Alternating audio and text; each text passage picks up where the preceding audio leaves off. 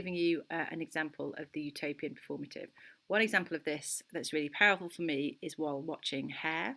And at the end of Hair, you see this incredible sequence where the actors on stage sing Let the Sun Shine In. And they come and they dance with the audience. So if you've seen this in a small venue, I have no idea how it would work in a big Broadway type theatre, but in a small venue, the audience are invited to dance in the space and share the space with the performers. And it's incredibly beautiful. So you see this beautiful and take part in this incredibly beautiful moment where you sing the same phrase together, you're dancing, and it feels like you've been transported to a different place. Now, the actors are feeling that, you're feeling that. That's real. That's not pretend. That's not a theatrical trick. That's a real performative moment. And that's an example of utopian performative. That's something, a really explicit example of what Dolan is talking about. The thing that makes the rest of this article quite hard for us, I think, coming from a musical theatre perspective, is that her case study, she has two case study blocks. The first one is talking about this experience in Texas, so we're just going to skip through this. And then the second one is talking about the material conditions that led to, so this is kind of set up for this solo performance that she talks about, or three solo performances actually, Throws Like a Girl. So by three really famous and important performance artists who are, I think I'm right in saying all three of them queer performance artists, as she goes on. So she talks about what it is to be in a gay audience and experience this moment together. And if you belong to any minoritized community, so a community that's been repressed and a community that's been perhaps materially persecuted, that might be suffering very real consequences because of that identity. She's talking here about what it is to be, so preaching to the perverted instead of preaching to the converted, you're all together in the same place and this thing is happening.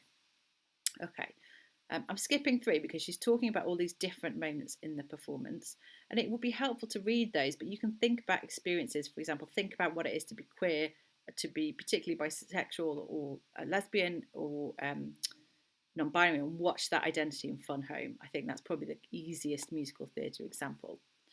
And she's talking here about the emotional repercussions of watching that in this real place with this real audience. And it's really beautiful here. She talks about how Holly Shaw makes something out of nothing, of unbridled faith, freedom and possibility. The musical is very rarely accused of that because generally it's making something out of millions of dollars, but never mind. And she draws on something that Shaw says: the danger of theatre is in the power of presence, in the power of the transformations it makes possible.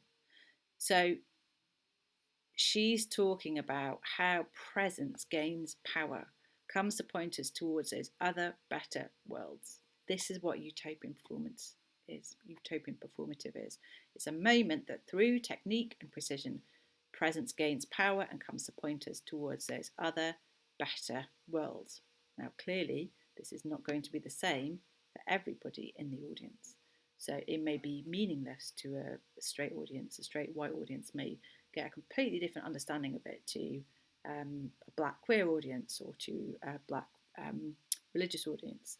I think a really beautiful moment that I was very moved by was seeing the Yiddish performance of Fiddler on the Roof, which was attended by quite a lot of mainly a religious Jewish audience in the theatre.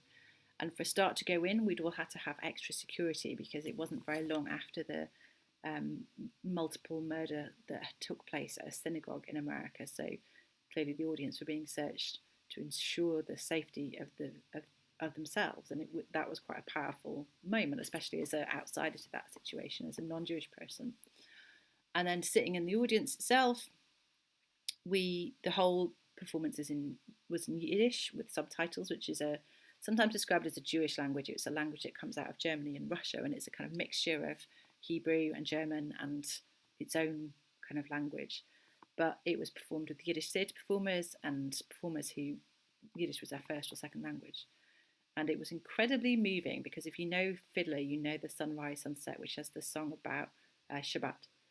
And during the Shabbat prayer, the audience sang the Armenes. So I felt like I was intruding on this very powerful moment. Again, it's a utopian performative because it's really happening in that space at the real time. Those things are really important. So, okay, she talks a little bit more about why these shows spoke to her in this particular way. This is quite a long journal article. I haven't counted it, but I would imagine it's something like 8,000 words. She's talking about all these different aspects of it. I want to try and get us to where the conclusion is here.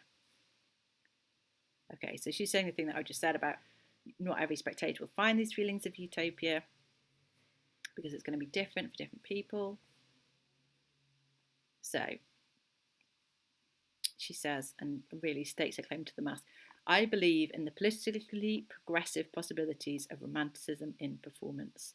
What Richard Dyer, who's also a key theorist in this, calls the intensity of fleeting emotional contacts and the exquisite pain of their passing. So it's both the beauty of dancing to that moment in hair and the pain of knowing it's going to be over and the pain of it being over. It's all these things together. The beginning and perhaps the substance of the utopic performative is in the performer's grace, in the audience's generosity, in the lucid power of intersubjective understanding. That means I'm understanding how the other person is understanding something differently, however fleeting that is. These are the moments when we believe in utopia. These are the moments theatre and performance make possible. This article is a really powerful claim for why live performance is such a necessary part of human existence, and particularly why it's such a necessary part of queer and minoritized communities' existence. So hopefully, now I've been through this with you, you could go back and read it again. But even if you are just kind of interested in hearing this explained a little bit more, this should make sense of what the fan communities are doing when they're extending these moments and why they would want to be doing that.